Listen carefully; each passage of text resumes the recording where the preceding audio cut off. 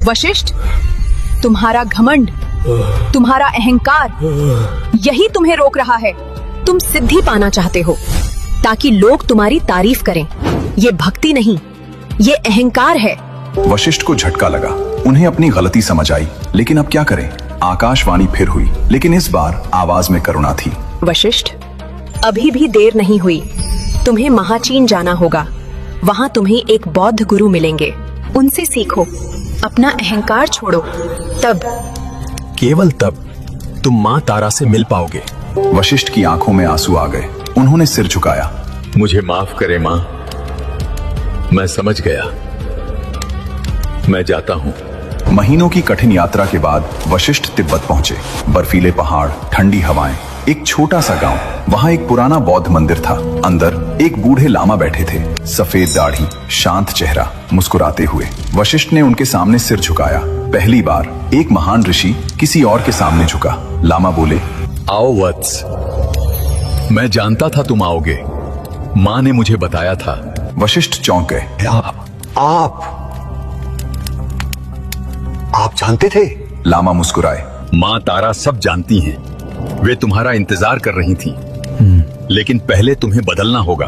अगले 3 साल वशिष्ठ ने बिल्कुल शुरू से सीखा, जैसे एक छोटा बच्चा सीखता है। कोई अहंकार नहीं, कोई घमंड नहीं। वे मंदिर साफ करते, खाना बनाते, गरीब लोगों की सेवा करते। धीरे धीरे उनका दिल साफ होता गया। 3 साल बाद एक पूर्णिमा की रात वशिष्ठ मंदिर में ध्यान में बैठे थे। अचानक पूरा मंदिर नीली रोशनी से भर गया। वशिष्ठ ने आंखें खोली। सामने बुद्ध की मूर्ति जीवित हो उठी थी। नहीं, ये बुद्ध नहीं, ये माँ तारा थी।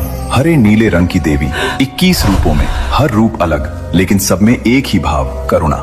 वशिष्ठ की आंखों से आंसू बहने लगे। वे बोल नहीं पा रहे थे, बस देख रहे थे। माँ तारा ने मुस्कुराते हुए कहा, उठो वत्स, अब तुम तैयार हो। 3 साल पहले तुम यहाँ आए थे तो तुम्हारे हाथ में ज्ञान था, लेकिन दिल में अहंकार था। आज तुम्हारे हाथ खाली हैं, लेकिन दिल भरा है। यही असली भक्ति है। माँ ने वशिष्ठ के सिर पर हाथ रखा। उस पल वशिष्ठ को ऐसा ज्ञान मिला, ऐसी शांति मिली जो उन्हें कभी नहीं मिली थी। वशिष्ठ ने माँ के चरणों में सिर रखा। जब उन्होंने सिर उठाया, माँ गायब हो चुकी थी, लेकिन उनकी मुस्कान, उनका आशीर्वाद वशिष्ठ के दिल में हमेशा के लिए रह गया।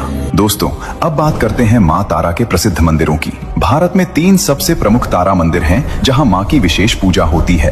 पहला है तारापीठ, पश्चिम बंगाल। यह 51 शक्तिपीठों में से एक है। यहाँ माता सती की तीसरी आंख गिरी थी। यह स्थान बहुत शक्तिशाली है। रात में भी पूजा होती है। यहाँ बाबा बामाखेपा ने माँ तारा की साधना की थी। दूसरा है कालीघाट, कोलकाता। यहाँ माँ काली के साथ माँ तारा की भी पूजा होती है। यह मंदिर बहुत प्राचीन है। पूरे भारत से भक्त यहाँ आते हैं। तीसरा है तिब्बत और नेपाल के बौद्ध मंदिर। यहाँ माँ तारा को ग्रीन तारा और व्हाइट तारा के रूप में पूजा जाता है। हरे रंग की तारा करुणा की प्रतीक है। सफेद रंग की तारा शांति और दीर्घायु की देवी है। माँ तारा की उपासना खासकर रात में की जाती है। अमावस्या और पूर्णिमा की रातें बहुत शुभ मानी जाती हैं। भक्त नीले या हरे रंग के फूल चढ़ाते हैं, नीले वस्त्र पहनते हैं। दोस्तों, अब सुनिए माँ तारा के शक्तिशाली मंत्र। सबसे प्रसिद्ध और सरल मंत्र है ओम तारे तुत्तारे तुरे स्वाहा, ओम तारे तुरे स्वाहा। यह मंत्र बहुत शक्तिशाली है। इसे 108 बार रोज बोलना चाहिए, सुबह या रात में। मन शांत रखें, दिल से बोलें। दूसरा मंत्र है ओ ह्रीं स्त्रीं हूं फट, ओ ह्रीं स्त्रीं हूं फट। यह तंत्र साधना का मंत्र है। यह बहुत पावरफुल है। इसे गुरु की देखरेख में ही करना चाहिए। तीसरा मंत्र है ओम तारायै विद्महे महोग्रायै धीमहि तन्नो देवी प्रचोदयात्। यह गायत्री मंत्र है माँ तारा का। यह भी बहुत प्रभावशाली है। चौथा मंत्र है नमो भगवती तारे, नमो भगवती तारे। सबसे सरल, सिर्फ माँ को नमन। इसे कभी भी कहीं भी बोल सकते हैं। ये मंत्र संकट से बचाते हैं, मन को शांति देते हैं, डर दूर करते हैं। भक्ति के साथ बोलें, माँ तारा जरूर सुनती हैं। तो दोस्तों, यह थी महाविद्या तारा की अद्भुत कहानी।